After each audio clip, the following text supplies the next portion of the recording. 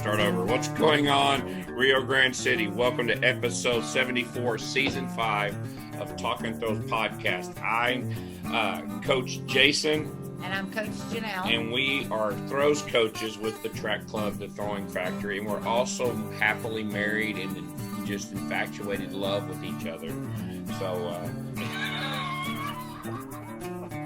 if you're listening to this on a podcast, you're going to see my face. Yeah, watch it on YouTube. We're throws coaches with the track club, the Throwing Factory. Right now, you can go to the website, thethrowingfactory.com. And if you're looking for really cool apparel to look cool at your next track meet, whether it's hats, visors, pullovers, sweatshirts, tracksuits, anything like that, you can go purchase that on the throwingfactory.com website and hit the shopping page. Also, to remind everybody, as some of you already know, we have Coach Kai that runs west at the Throwing Factory. We have Coach Jarvis that runs east at the Throwing Factory, and Coach Morgan Knight, who runs night performance out of the West Texas Abilene area. And then Coach Janelle is handling all our youth from basically that's 8th grade and below. We're doing private lessons, recruiting a little bit for teams. Summer track is probably almost at the end, but we're still kind of building, getting ready for our off season and our indoor as well. So if any of those coaches fits your needs or in your area, reach out to them. Their contact information is on the website. And then also to be sure to follow us on that YouTube channel. That's the Talking Throws podcast. It's on the YouTube channel. Give us a thumbs up or thumbs down. Give us feedback on that channel. So we're trying to really push that, promote that, and you can see our lovely faces. Our season 5 sponsors. Without them, we can't do what we do. We appreciate their loyalty.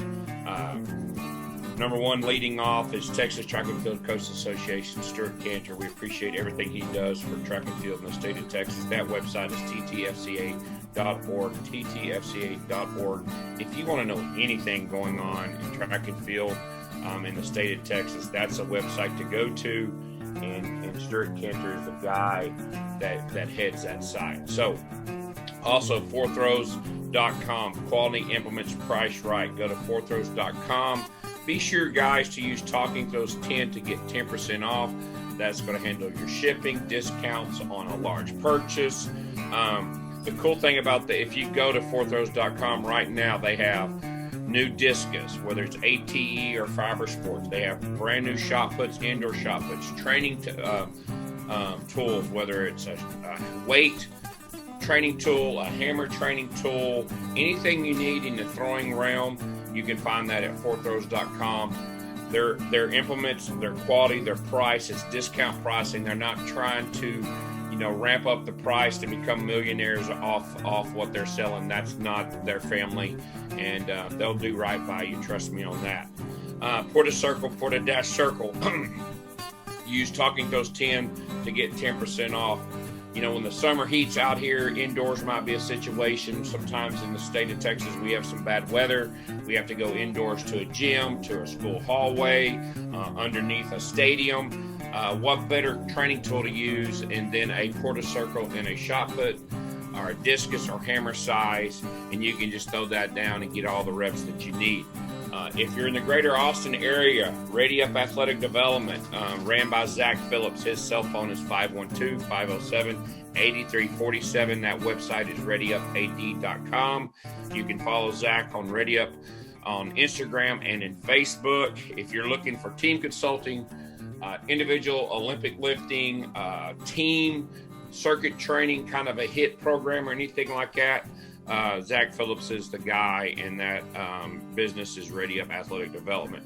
Fiber Sports Discus, a new way to get the distance. Go to fibersports.com and be able to check out the technology. If you do go to the site, you're going to see really cool information about Bruce Caldwell, the founder of Fiber Sports. You're going to see what his winning philosophy is. You're going to see tabs where you can see the research about the wind testing of the Fiber Sports. You're going to kind of get a gauge on what's the selection for you. He's also selling discus bags as well. So, all right. This is also World Athletics approved, which is a big thing. And, he's got, galleries and future projects that he's working on as well. So, and then also too, he's breaking out regionally where, who's the distributions are, so that we're the people in the state of Texas. So, if you want a new fiber sports discus, reach out to us and we'll be able to point you in the right direction. Or you can go to fourthrows.com and use that code TalkingThrows10. Also, too, big shout out to someone that handles all of our logo printing and all that. We never kind of really publicize them on the podcast, but they do right by us. They've been with us since the beginning. That's Big Frogs Coffeyville. They do a wonderful job in handling all our printing and embroidering. So thank you guys for all the support that you do. Today's guest is currently a father to a little girl and currently is working in the oil field. He is a 2012 graduate of Rio Grande City High School in the Valley. In 2012 and in 2010, his sophomore and senior year, he was the state champion in the shot put. He made it to state all 4 years while in high school. He had a high school PR in the shot put of 64 feet 6.5 inches. In the discus, he had a PR of 167.5. Right after high school, he attended Coffeyville Community College, or Coffeyville Community College in Kansas, where he was a 3-time All-American. He threw for Coach Wood up there. And then from Coffeyville, he transferred to University of Houston, where he had a PR of 18.03 in the shot put. In the hammer, he threw 47.68. In the discus, he threw 39.98 under Will Blackburn there. So we are excited to have him on the show, Mr. Alex Garza. Alex Garza, thank you. Okay. All right, sir. Thank you so much for being on. So tell us, how did you get started throwing? Well, it's a funny story. I was at my grandpa's store. My mom used to work there. My grandpa had a little grocery store and meat market, and I was watching TV, and my uncle all of a sudden comes in and like, "Hey, you want to go to a track meet?" I was like, "Yeah, I'll tag along." So I tagged along with them, and well, we got there, and he told me, "You want to try it out? You want to throw?" My cousins were throwing, and my cousins were a year older than me, and like 3 years older than me, and one of them is my age. And yeah, I told them that I wanted to try it out, and I tried it out, and I made it to the following meet, and then that summer I made it to regionals, but the only reason I didn't advance was because I would always scratch. I would always just walk out the front. I would finish my throw and just walk out the front. And I could have made. How old were you when your uncle introduced you? 5 years old. Wow. Really? Yes, sir. Fun. So were you a glider at 5, or did you just stand there and chunk it? No, I would just stand there and chuck that. Yeah. Wow. A little shuffle throw. So did your uncle kind of give you some pointers that first meet, how to hold the shot put? Yeah, how to hold the shot put. I mean, how to throw it off your neck.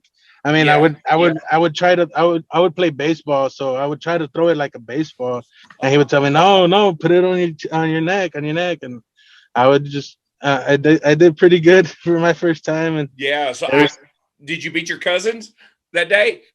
I don't remember, but I don't remember, but yeah, I did pretty good. That's good. So from that moment, you got the bug into throwing.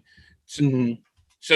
so did the following summer, did your mom or your grandfather put you back into summer track? Yeah, well, I liked it, and well, we just kept on going with my uncles, my aunt and uncle, and my dad would take us. He was all for it. I mean, he would always, yeah, let's go, let's do it, and we would always just go to the track meets, and I would just advance, and I ended up making it to nationals when I was 7 years old.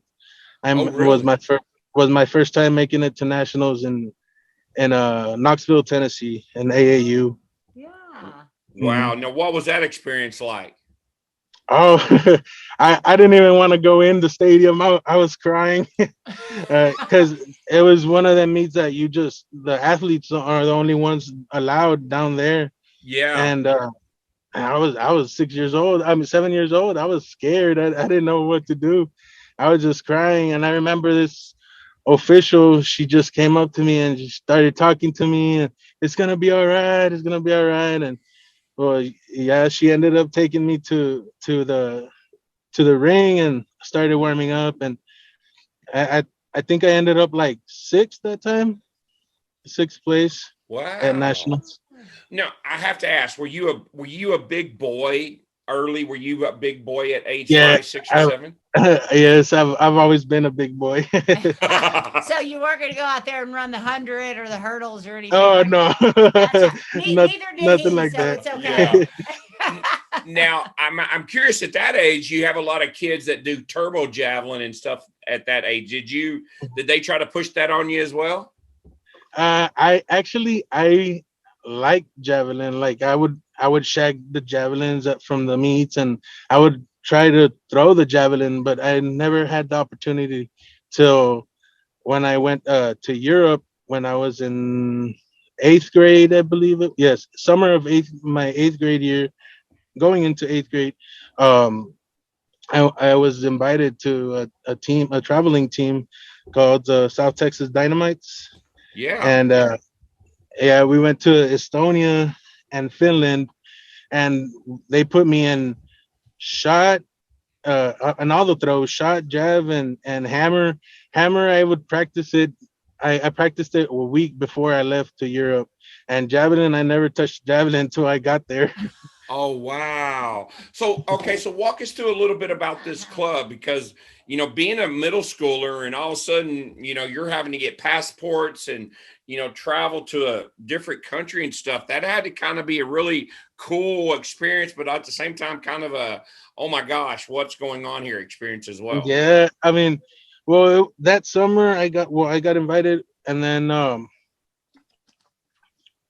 well, I had the whole year like to get ready to get all my Yeah. passport, and but I mean, I was nervous. I didn't know what to expect, and I mean, I was really close to my parents. I would never like sleep at my friend's house or anything. I Yeah. would always sleep at my house, and I was gonna go alone with the coaches, and no, with my parents we're not gonna go, and it was pretty nerve wracking.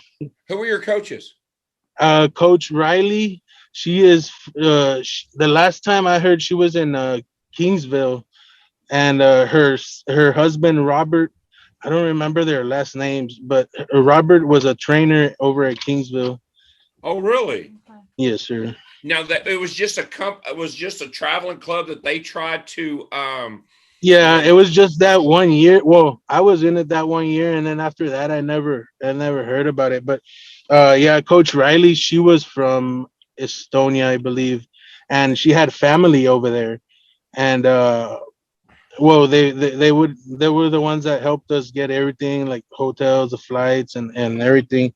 And I mean, they were the ones that took us sightseeing, and Oh, um, wow.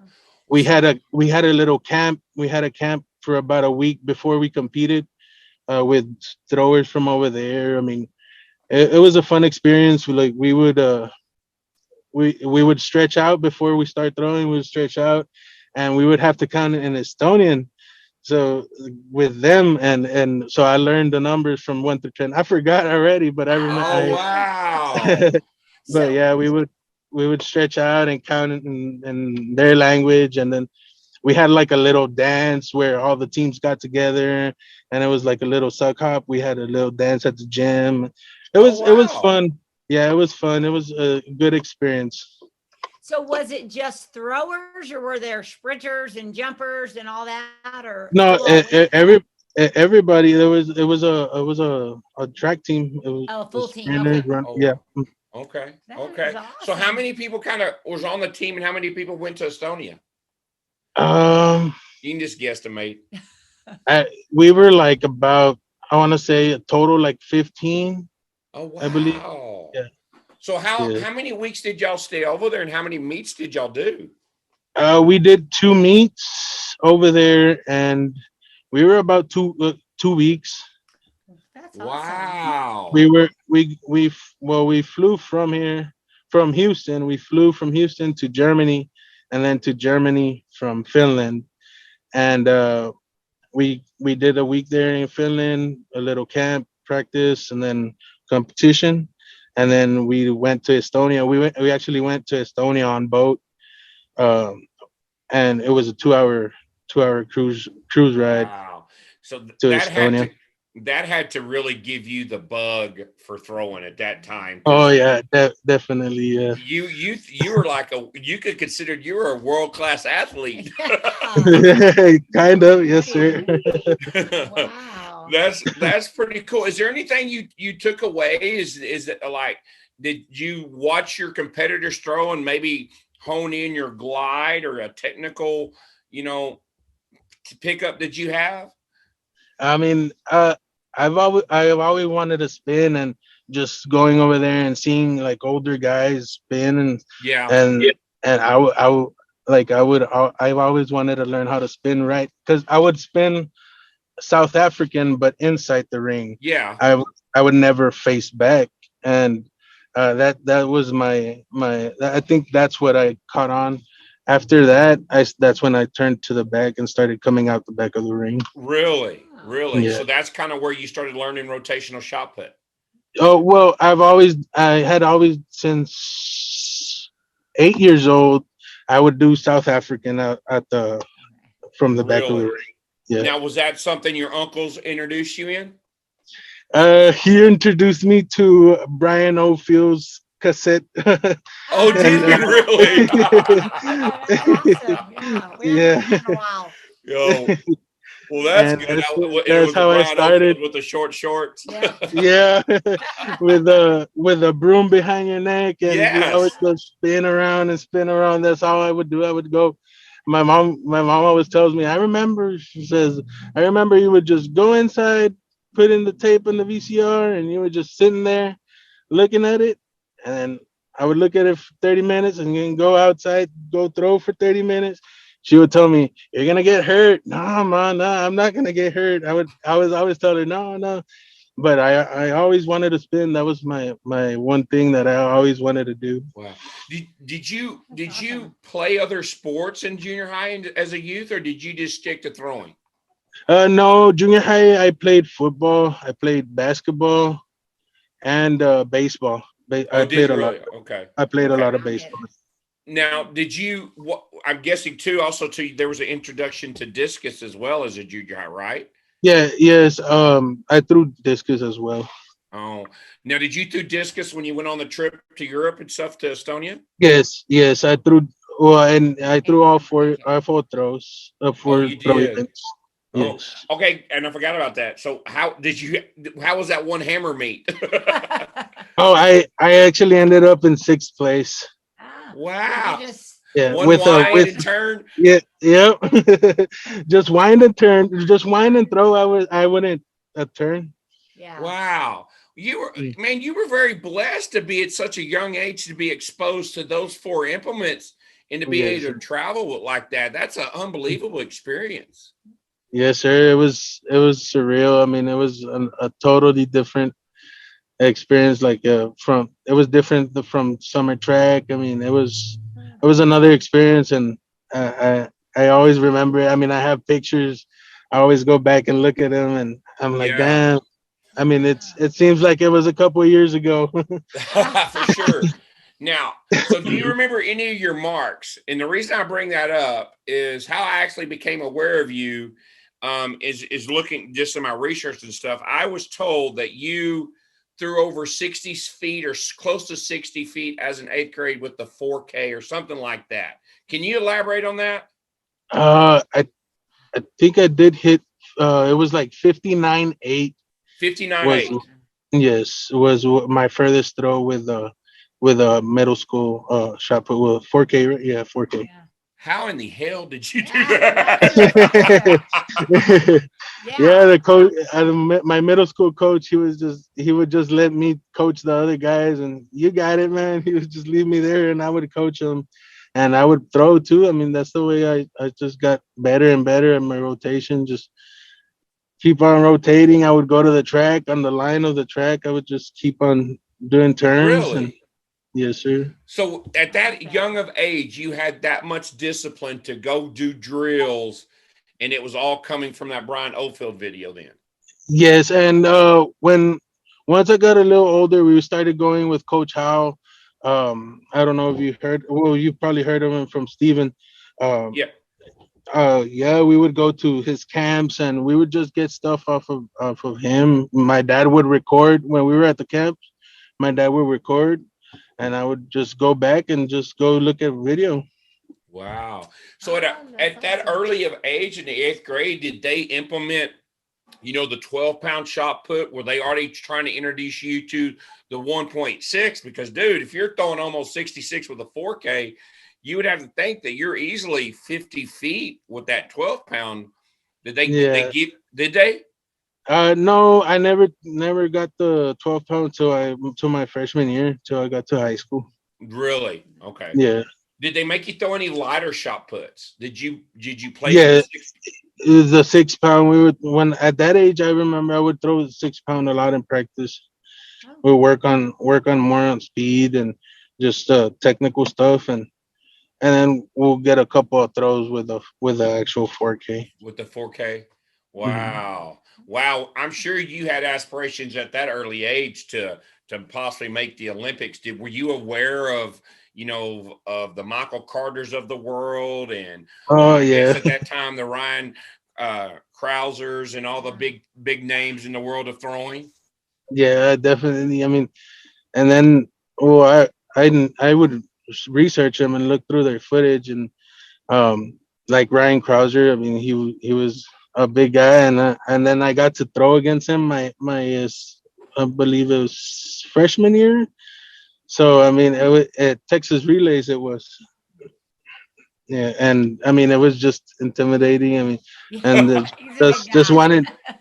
wanted me to just make me like feel to get better. Give me Yeah. more. Ah, Now your freshman year going into high school, you make it to state, you throw 56 feet. How was the transition from that 4K to that 12-pound shot put? And I'm guessing you were probably big man on campus coming back from being a European vacation. Yeah. No, I mean, it was a pretty smooth transition. I mean, actually, we would throw light balls. We would throw 11 pounds. And in high school, in my freshman year, I would throw 11 pound at practice. I wouldn't throw 12 pound in the competition. Yeah. okay. Mm. Wow. Now, were you fully doing the full rotational then? Oh yeah, yeah. I started full rotation 6th grade. Okay. When I Okay. was about 13, 14, Wow. 13, around Now, there. did you play football at the high school your freshman year? Freshman year, I actually tore my meniscus, and so I didn't end up playing football. Oh, Oh, wow. Really? Yeah, and I mean that's when I just said, nah, I'm just gonna stick to track, and I would do track and baseball, but then I just did that my freshman year. After that, I was just sticking to track. Really? What now? Let's wait. What conditioning, off season lifting? Did they implement you? Did they introduce you to Olympic lifting, weight room workouts, and all that type of stuff? Oh yeah, we would do a lot of Olympic lifting, and I had my own personal trainer, and we would do Olympic lifting. We would do, or he would have my workouts and my meal plan and Oh, everything. wow. So nice. you were committed at an early age. Yes, sir. Wow. What now was this kind of your parents letting you do this on your own and creating your own path? What was your family's influence, behind all Oh, this? oh, they would always support me. I mean, my dad always told me, just do what you like, do what you love, and I mean, I fell in love with shot puts very young, and I really liked it. Yeah. I love that. I'm just curious. I'm gonna ask you an obvious question. What fascinated you with it so much? Because I know a lot of throwers have a little bit of OCD where they kind of get obsessed with it. We've had Adam Setliff on, and Adam, goes into great detail about his obsession with discus. And so, and I've had other conversations with their people are just kind of really kind of trying to be perfect. Did you kind of follow in that same mindset and down that same road? Well, I just thought I was better at shot than like all the other sports, and I like that shot put was like only on me, like it was depended on me. It wasn't a team sport. I mean, and I just liked it. I mean, I had a passion for it. Gotcha. I love that. Gotcha. That's awesome. Gotcha. I'm curious, do you remember what place you got at the state meet your your freshman year? My freshman year, I placed.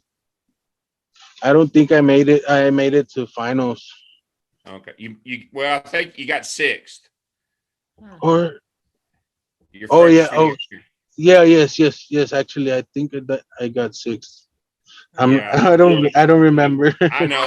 There's That's a a lot of while ago. numbers. I'm Yeah. just looking at your athletic.net profile. So you Oh, threw okay. 56, 3.5. So Yes. as a freshman slacker. So, That's pretty But impressive. actually, I had my PR was at my regional meet my freshman year, and I don't remember what that throw was, but I think it was closer to 60s. It was like in the 58 range. wow. Okay. So just give us a kind of a visual. How big were you then? Because would you say you matured early? Because I was as during my youth, I kind of peaked out when I was in the seventh, eighth grade. I got maybe an inch taller, but I was real strong and big, but I never got much bigger and much mass. And I kind of matured early. Would you say that's the same thing happened to you? Yeah, I think so. I mean, I was 6 foot at seventh grade, and I only got up to being 6'4". So Okay. yeah, like when I grew the most, I think it would be like around those years, middle Wow. school. Awesome. Awesome. Okay. Awesome. So 6'4". your sophomore, your junior, senior year, you're only focusing in on track. You go to state, you win it your senior and sophomore year in the shot put, your junior year, I think you get second. Is there Yeah. anything out of those 3 years that kind of sticks out to you? Anything in your training that kind of clicked? Um. Well, I don't really remember, but I mean, I would always. I remember just always going to practice and just working on speed, technique, and just working on getting faster in the ring. Gotcha. Gotcha. Now, when did you, and I'm sure as a freshman and, what you threw as an eighth grader and stuff, you started getting some college attention and recruiting and stuff. Who was kind of the first people to reach out to you about, coming to be on their campus and, did you have interest at that time to go to college?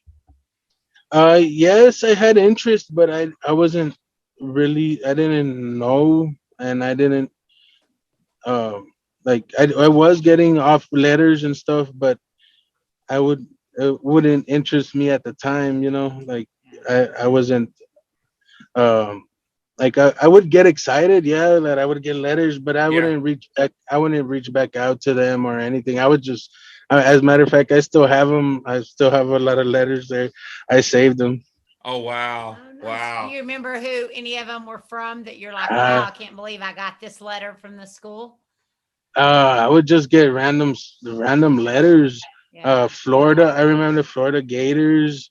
um I don't California, Cal, Uh-huh. and a couple. I mean, I don't remember right off the Yeah. bat, but Yeah. Yeah. Well, that had to be pretty exciting to you. Did you see yourself as going down that road to be a college athlete? yes and no. Like it. I I was gonna be the first one in my family to go to college, and Yeah. and it was I. I did want to go, but then I was scared. But then I was like, let me just do it. I did it, and I went to college. I went off to JUCO, Yeah. Mhm. and I like this. I like college shot put, and I just kept on going and went to Gotcha. University of Houston. Gotcha. I want to get into that. I want to back up to your senior year though, because your senior year, man, you were a big man on campus, big man in the state. You throw almost 64.7, which is a huge mark. Um, was you kind of honing in on your technique? Were you doing summers track still? And also too, prior to you going to the JC route, did you take any other visits, or did you go on a visits during your senior year? Only to Houston. That was my Okay. only visit. Only visit. So you met Coach Blackburn, and you kind of knew right then that this is the place I wanted to go. Yes, my dad met him, and I met him, and we were like, no, I mean that's the place. It's close to home. It's and it looked like a good school. I mean, and I the coaches. I mean, Carl Lewis and Coach Burrell. I mean, I was like, yeah. I mean, I'll take Just it. don't make me run.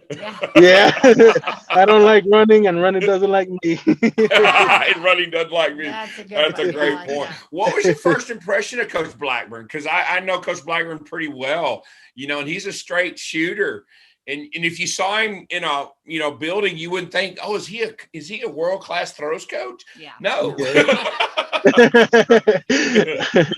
No, I mean I mean he just stood out to us. I mean, like the way he talked to us, he was really friendly, and but we liked it, and we liked the school. So yeah, That was it. So you agreed to go there and stuff. So, yes. now, did you agree to go there before you graduated? So before your senior year of going to state and stuff? Uh, I didn't sign, but I verbally told You him that yeah. committed. Okay, gotcha on that. Now, did you go to any national meets, like outdoor, like Nike nationals during the summer during your high school career? I'm sure you got invited to go to big meets with your marks, right? Yes, I did, but I did get invited, but I didn't go. The only meets I would go every time was to the Carl Lewis Invitational. Oh, the indoor meet. Yes. Oh, okay. That had to be a cool experience for you throwing Oh indoor. yeah, definitely. Yeah. That was Uh, cool. and since high school, all my 4 years of high school, I went to that meet. Welcome back, track people. This is Brandon, owner of fourthrows.com. We're a fast and growing track and field company that specializes in the throws. With our speed shipping, implement warranties, and rock bottom prices on javelins, discuses, shot puts, and hammers, call us up today to talk directly to one of the owners at fourthrows.com. Oh wow. Okay. Awesome. All right. So you win state, you throw almost 64 feet, you verbally commit to Houston. Now kind of walk us through, things didn't work out for you to get admitted to Houston, right? So you decided to Correct. go to the JC route. Walk us through Yeah. how that happened and how you wound up in Kansas. Well, I mean, I was trying to apply to Houston. Coach Blackburn was trying to help me out, and well, we ended up like he said no. I mean, just stay there at home at South Texas College for that semester, and we'll see what we figure out. So I took some classes there back home, and I was working. And um, after that, like in the middle of the semester, he was like, "Hey, I'm gonna send you to Kansas." I was like, "Okay." Like, Is talk. that in Estonia? And well, he was like, "Yeah, there's this coach over there, Coach Wood, and we'll send you with him 2 years, and then once you're done your 2 years there, you would be eligible to transfer to Houston." And I was like, "Okay, yeah." And well, I called Coach Wood, and he sounded like a good guy, and I mean, we talked for a while, and I like the school. I mean, it's a small school, small town, Coffeyville, but I mean, it was a good experience as well to get me ready for the university level. Now, what was your father's opinion of you going to Kansas to Coffeyville and, and in that transition? With the family full support of that? 100% support. I mean, they took me over there, and we got a U-Haul. And oh yeah, really cold. Have you ever seen snow before going to Kansas? One time that we got about an inch back home, but before that, I hadn't seen nothing. Oh wow, that had to be I'm sure you didn't have a big warm coat or anything. My Letterman, that's all I would use. Oh wow. I got to use my Letterman there. There you go. There you That's go. true. You don't need it. There you go. So you go to Coffeyville. What is that first day like? Meeting Coach Woods, seeing the facilities and everything. I was shocked. I mean, I hadn't seen pictures. I just had heard. Yeah. And we were getting there at night, I remember, and I was like, it looks like a big town, and there was there was a lot of lights, and yeah, we're getting closer, and it's just refineries. Oh wow. And I was like, oh no. And well, Coffeyville is a really small town, and we got there, and I mean, I liked it, and I made friends real quick, and the track team made me feel comfortable, and Awesome. No. And yeah, then go ahead. What's that? I was gonna say, so what was your introduction to the squad and stuff? Was there a lot of throwers? Kind of, we're not that familiar with the JC route of track and field. Yeah. Kind of give us that picture of like how many people are on your roster. How's it a little bit different than maybe your normal college campus? Yeah, well, I mean, we had dorms. They called them the quads. We had a roommate, and it was just a different experience. I mean, but everybody was really nice. Everybody was friendly, and I mean, everybody was there for the same reason, for just to get better. Yeah. In both school and in the field. Yeah.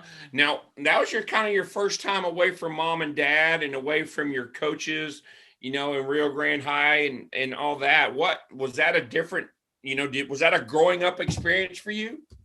Oh yeah, definitely. I think I could say that that's when I actually grew up. Yeah. That's when I actually learned how to cook. Oh, wow.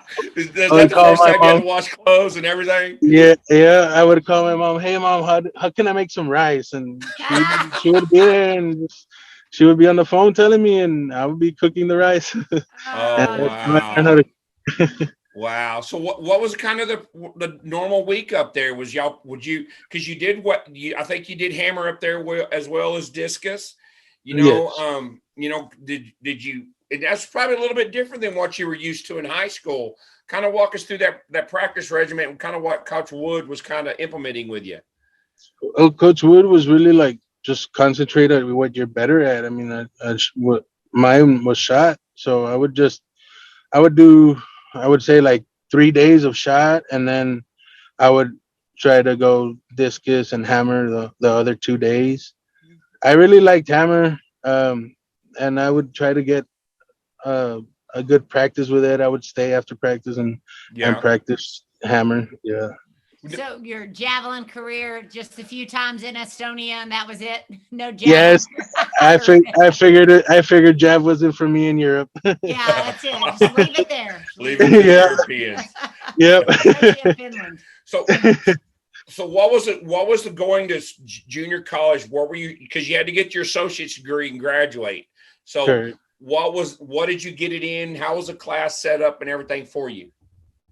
I got it in liberal arts. Okay.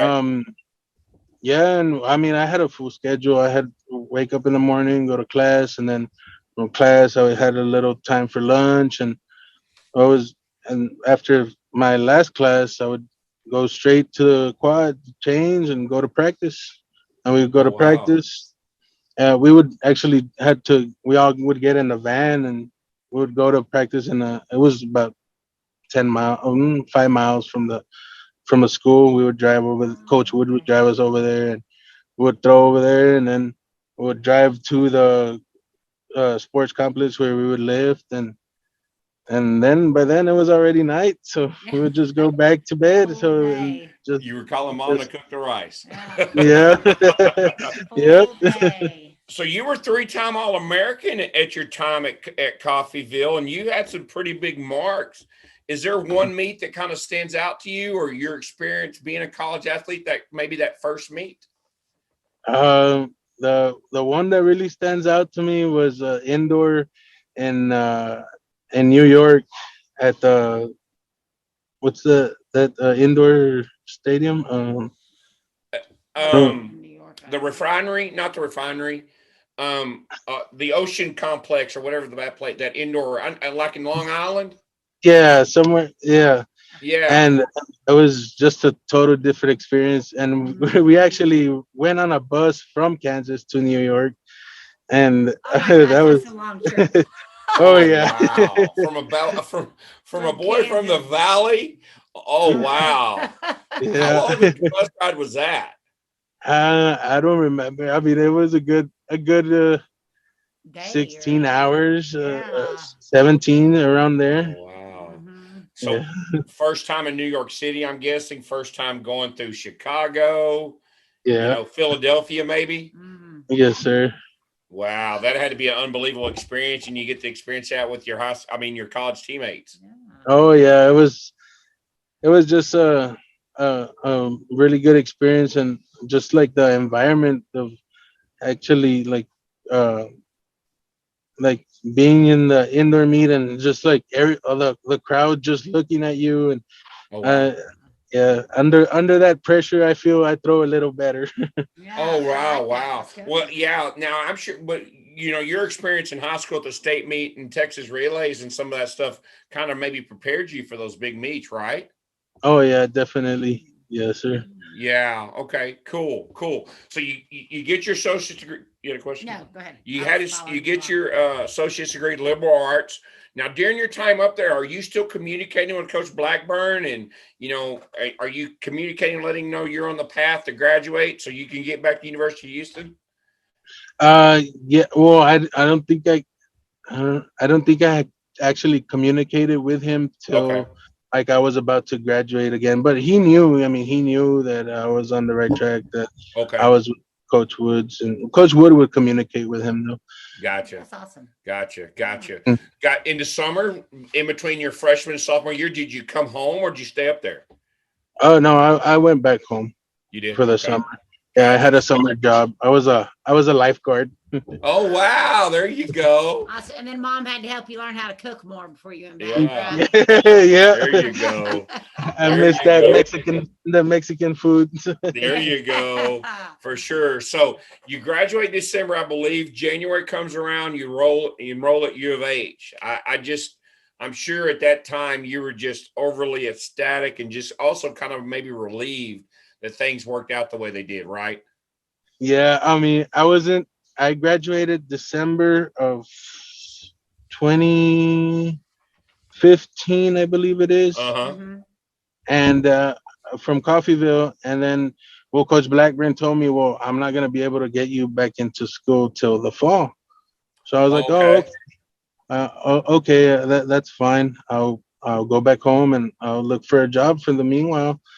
And well, it was already time to get back to school in January, and I was taking my girlfriend, with my wife now. I was taking her to her school at Laredo, Uh-huh. and we were getting her dorm ready and everything. And all of a sudden, I got a call from Coach Blackburn.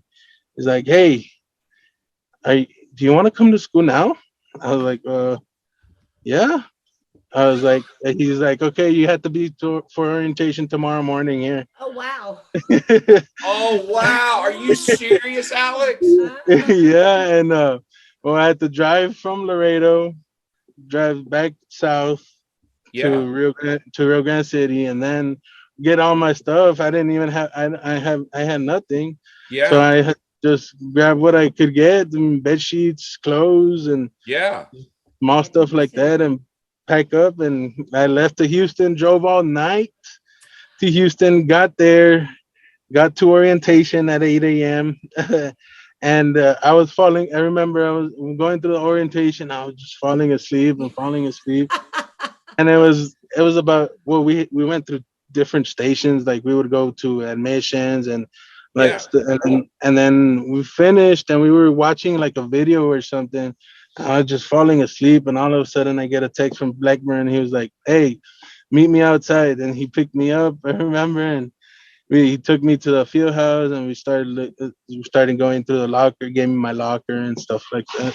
Oh, It wow. was like, you're sleeping through all this boring stuff anyway. Yeah, yeah. The real reason why you're here. Show you the locker Wow. room.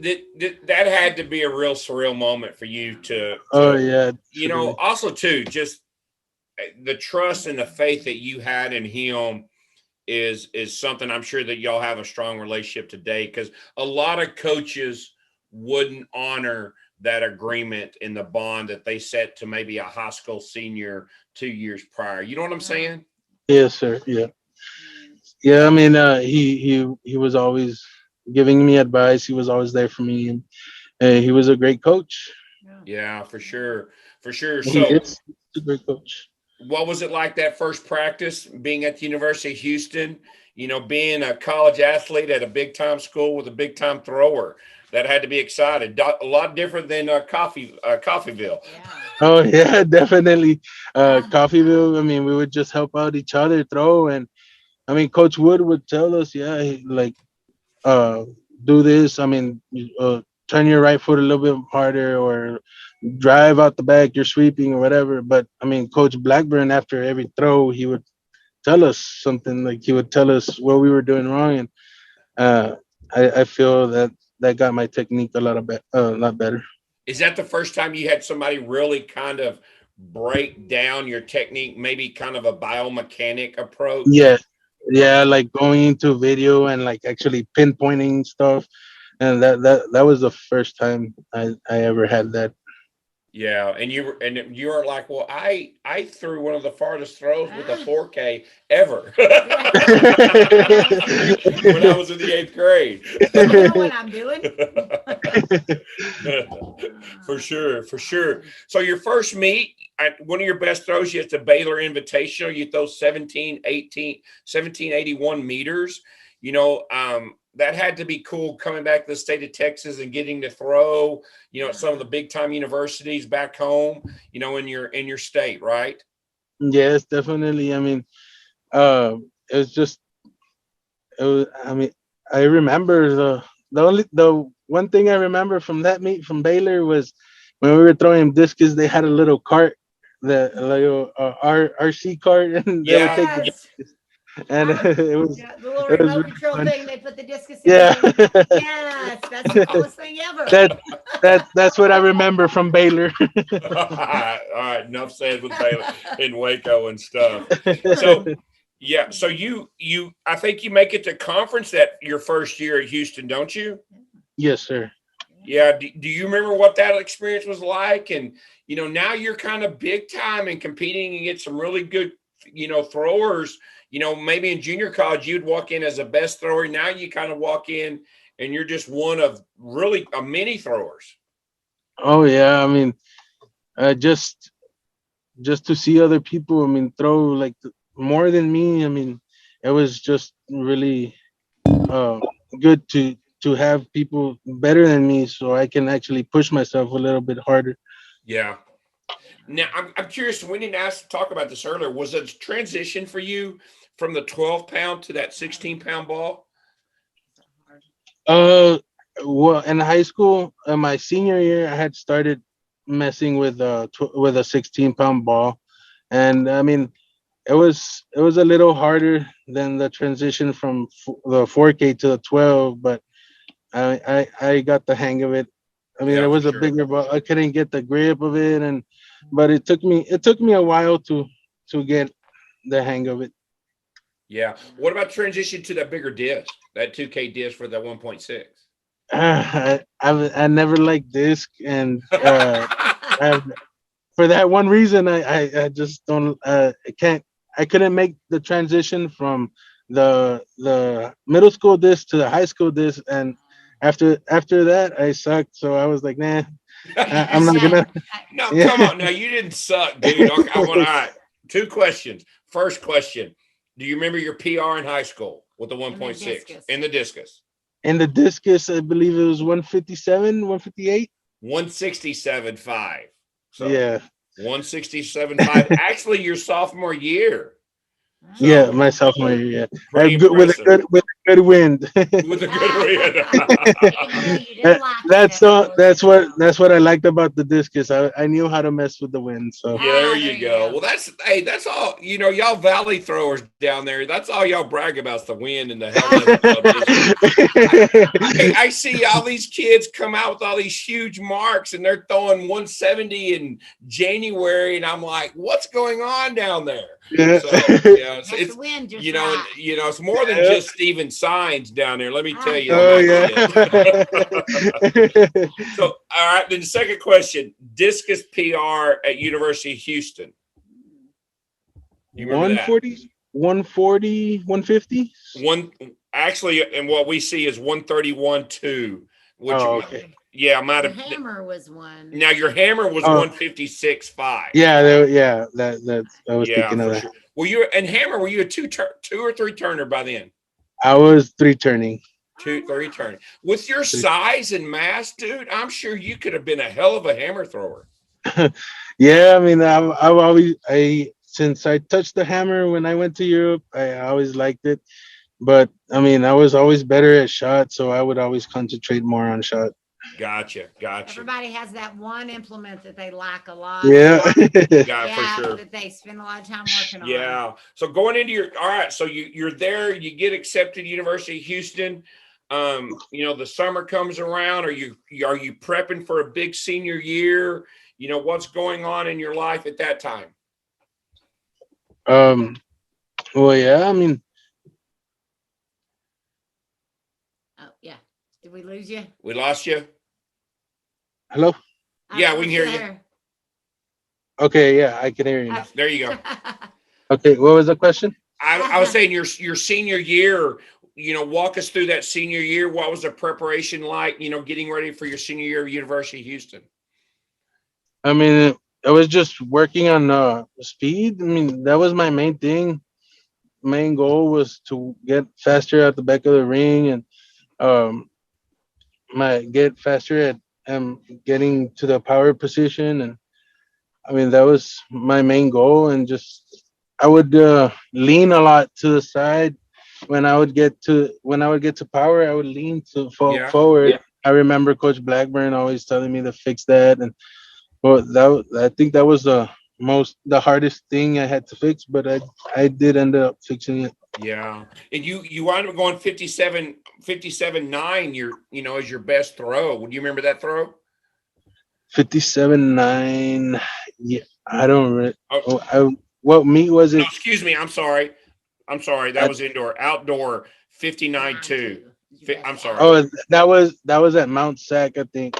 Oh, in California. Oh, wow. Yeah. That was a great little series I had. I was just PR.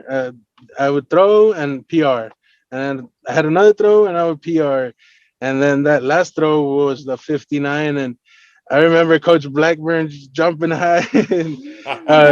And, I remember just seeing it fall right before the 60 line, and I was like, "Damn, is it 60? Is it?" I always wanted to hit 60 with that. Yeah, but did you ever throw over 60 in practice? Did you break that 60 barrier? In practice, that was the barrier. That was my barrier, 60. That 60 foot mark. I never got well past it. I would get past it like a little bit, but I mean, it wasn't a good amount. Yeah.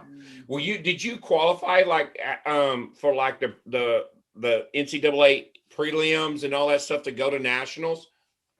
No, not at Houston. Not at Houston. Okay, any of that type of stuff. So okay. I think it was like 18. I think I had to hit 18 meters. Oh, really? You were right underneath it and stuff. Yeah, for sure. So, your senior year comes around. did you graduate from the University of Houston? I know you're in the oil field now. You have a daughter. Kind of, walk us through what it's like being a father, and you're happily married. Yes. Well, I was finishing up that semester in 2017 at Houston, and I finished my eligibility. I finished throwing, and I was gonna go back to finish off the following semester so I could be able to graduate in December.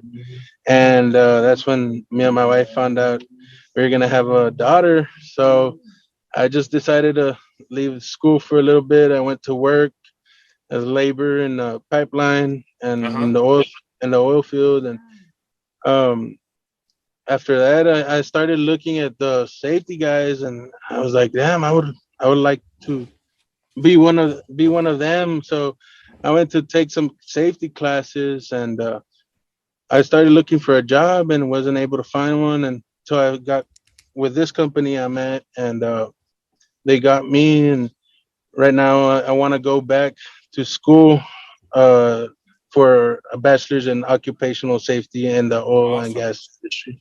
Awesome. And Having kids changes your priorities, doesn't it? Oh yeah. I mean, during COVID, I did go back to Houston.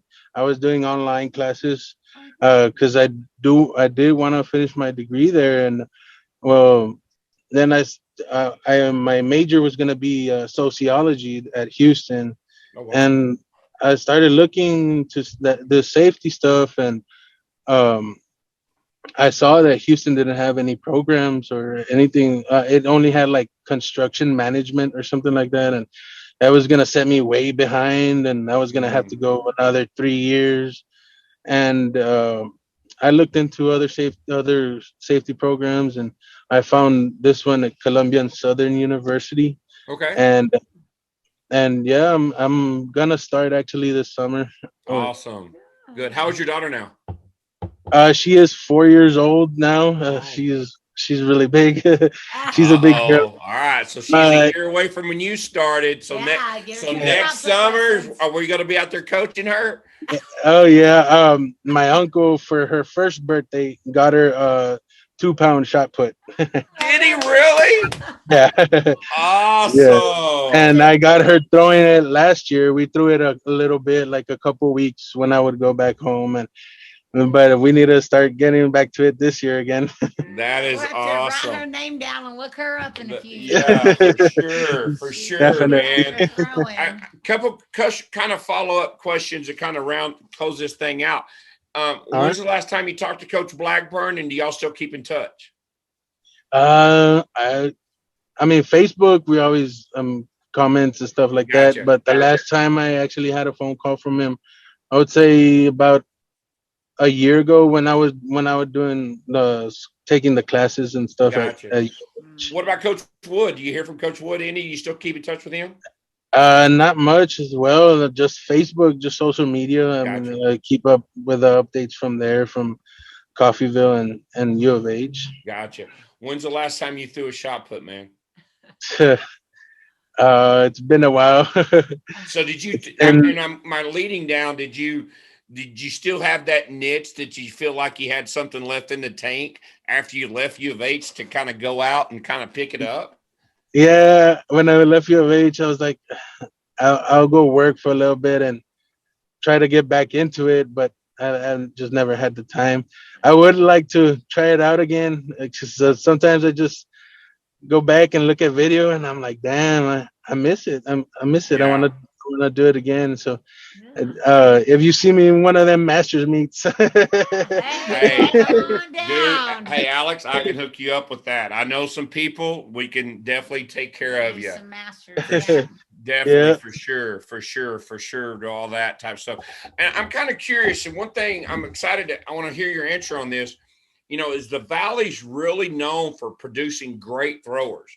Your high school, Rio Grande City High, has produced hell of a throwers. They have one of the top female throwers that's a junior, going to be a senior this coming year in the country.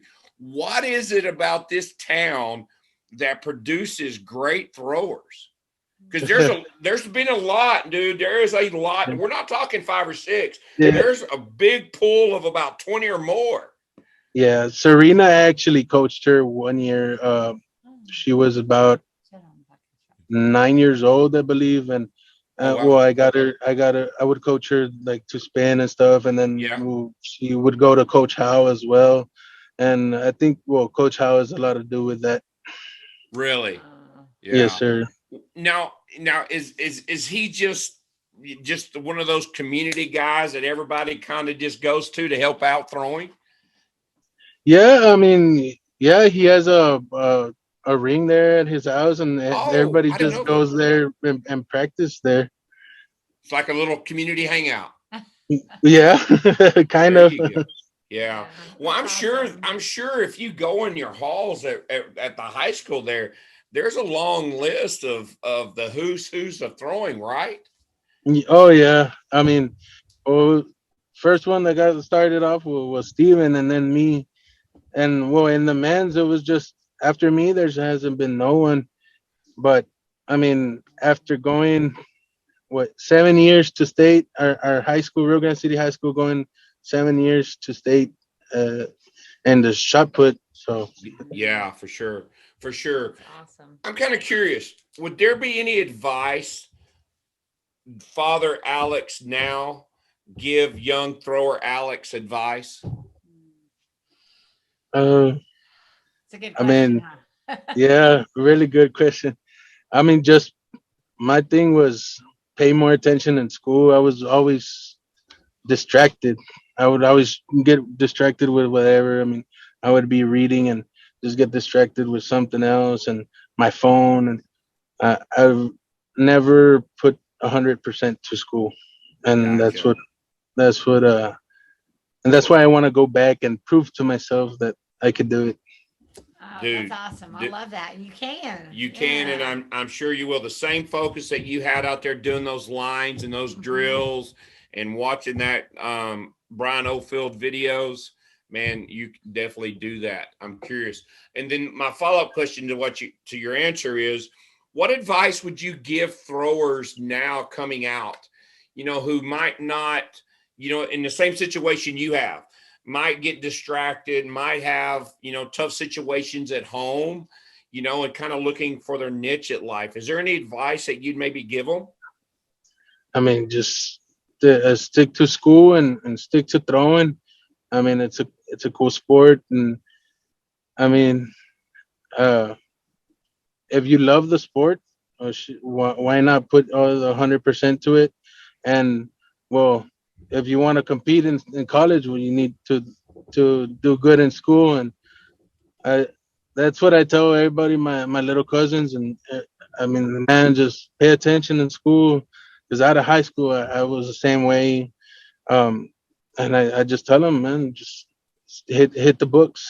Yeah, for sure. That's great advice. That is definitely great advice.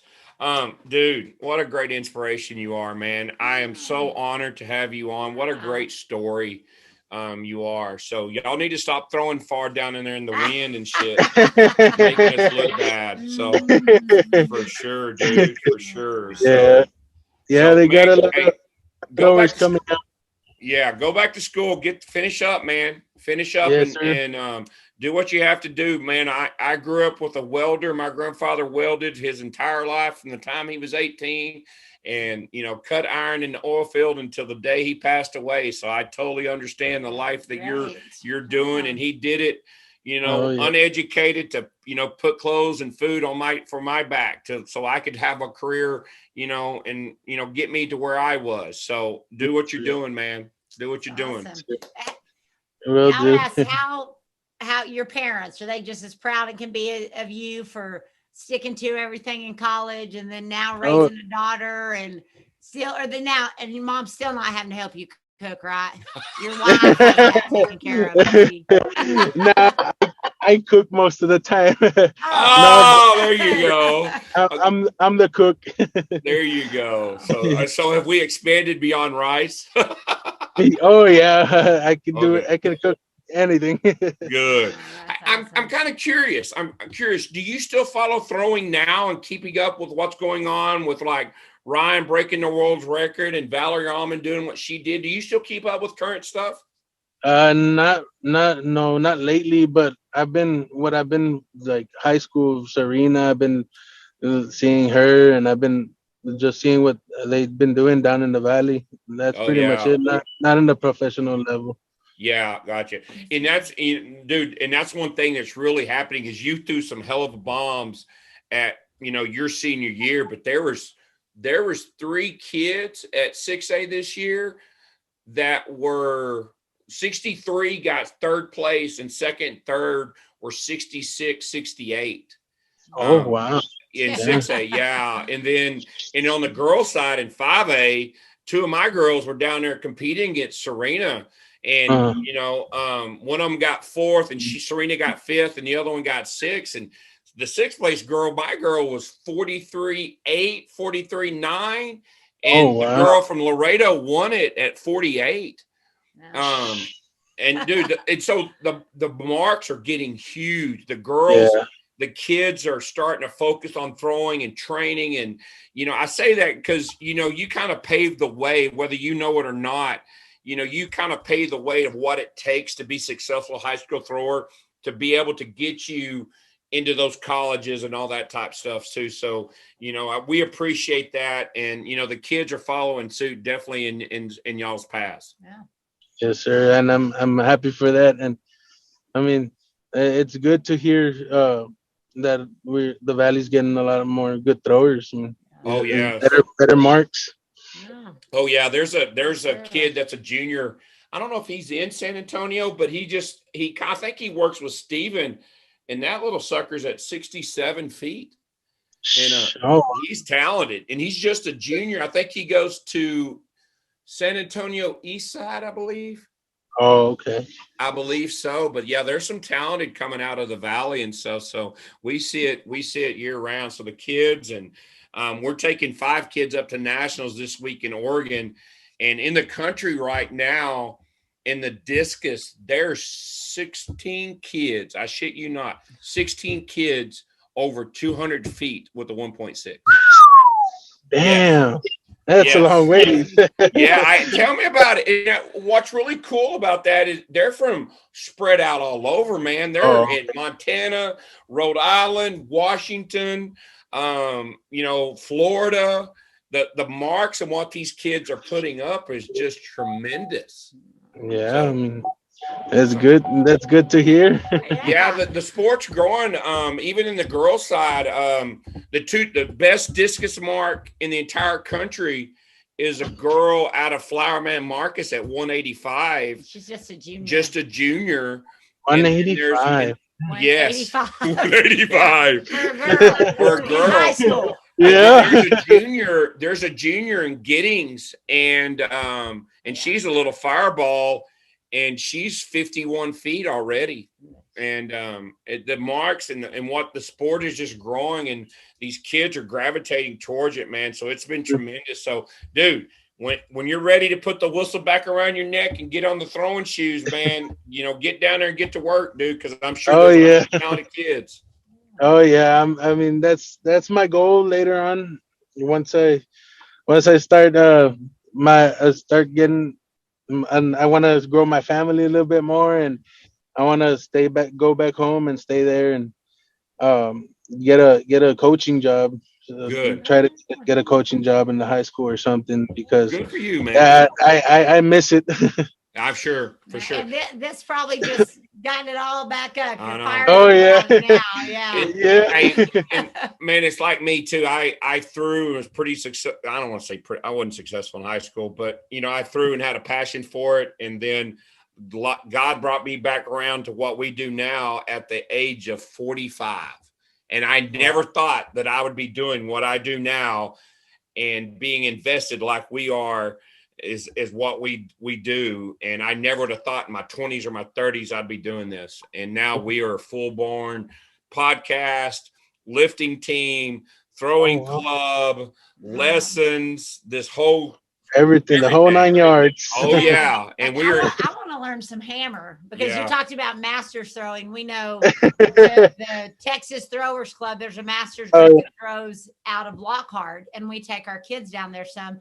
And you see these 80-year-old, 60, 70-year-old men and women, and I'm like, all right, I'm not 50 yet.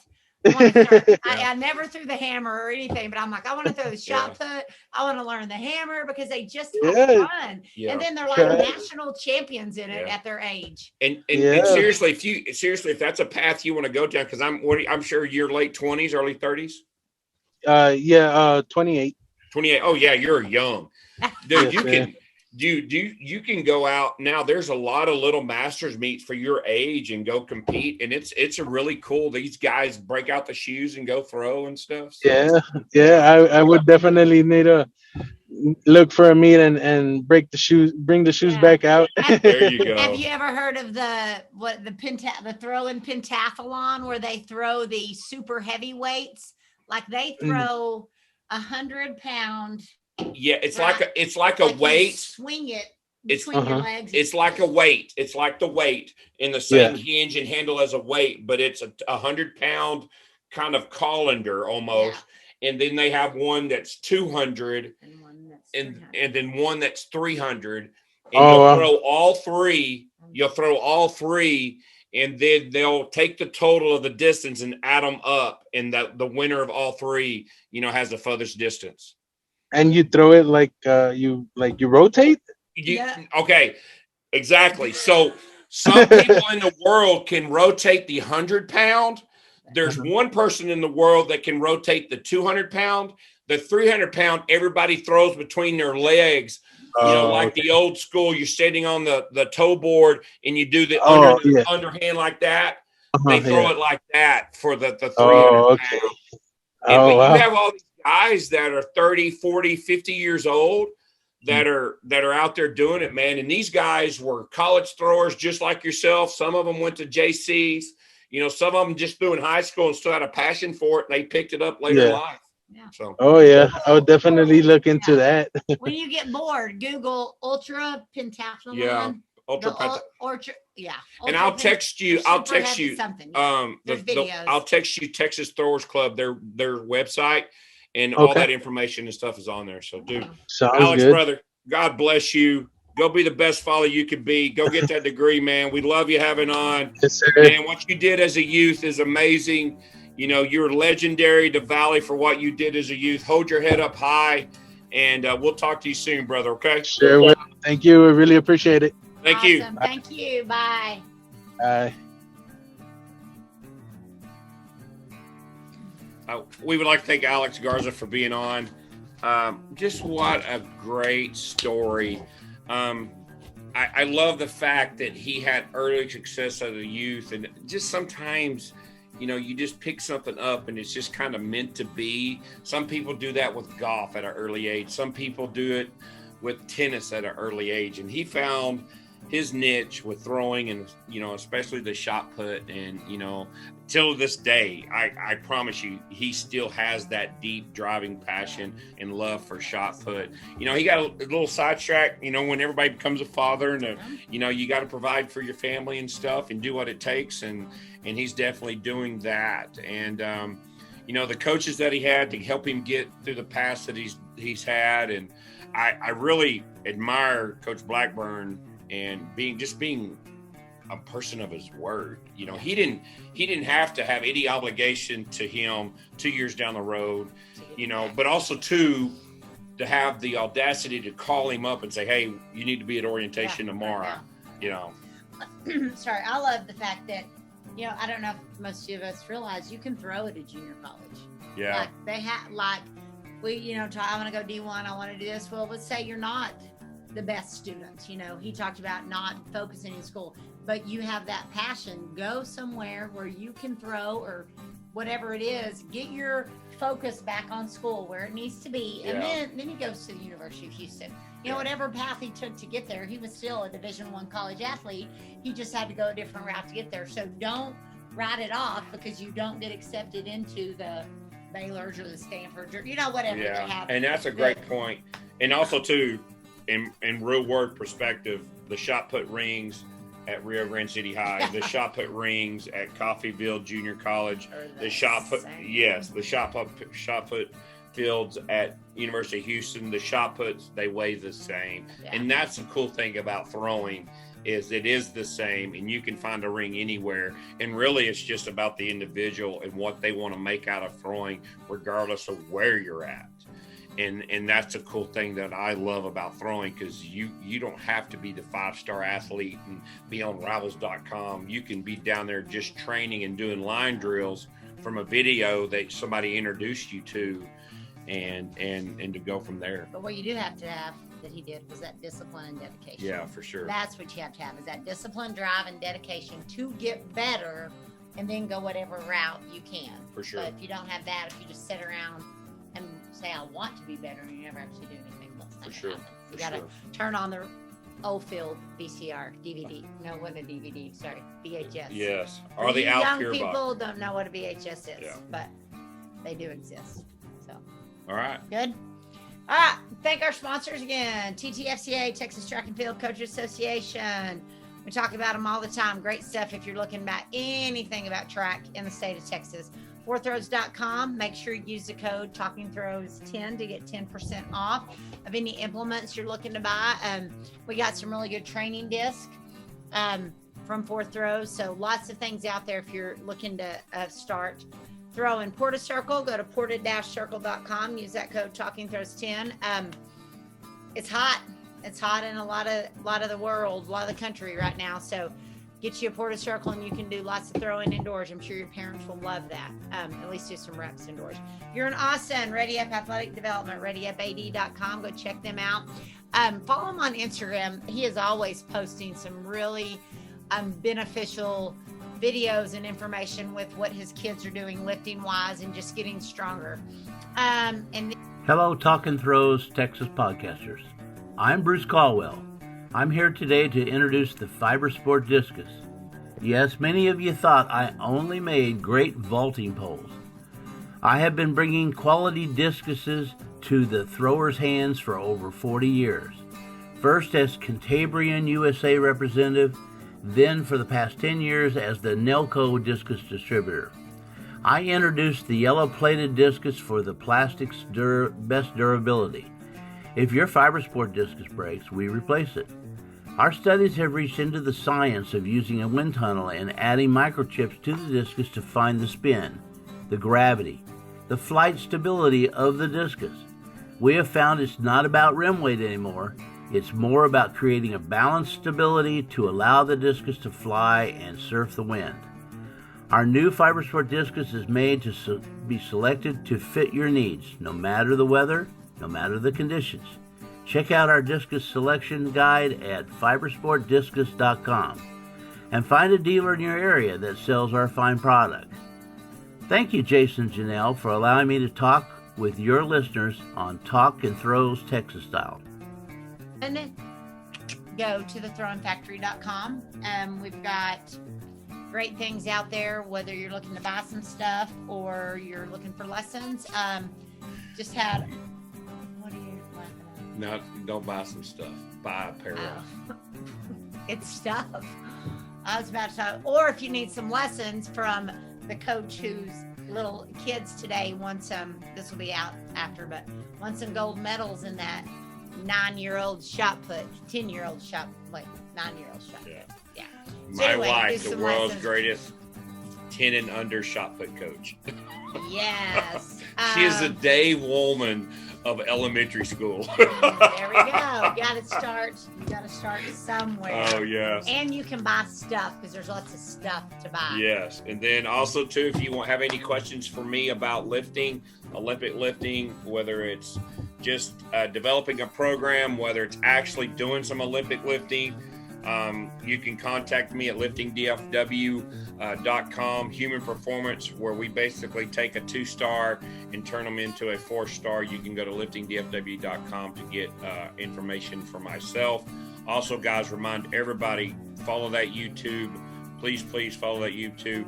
And even on Spotify podcasts and Apple's podcasts, give us that thumbs up, and please give us a review. So, and also too, hey, thanks to all the people throughout the world that listens, the people in Australia, the people in Iceland, the people in Sweden. Guys, I don't know why y'all want to listen to me, but thank y'all so much for doing that. They want to appreciate listen to me. They want to listen to her. There are some good reviews. So for those of you who have given us some reviews, thank you. It's getting the throwing world out there, and lots of people Yes. Reliving their glory days, Yes. maybe. And if there's anybody that has any ties to Texas that we need to have on, that we may have not had on, reach out to us and let us know. You guys have a good one.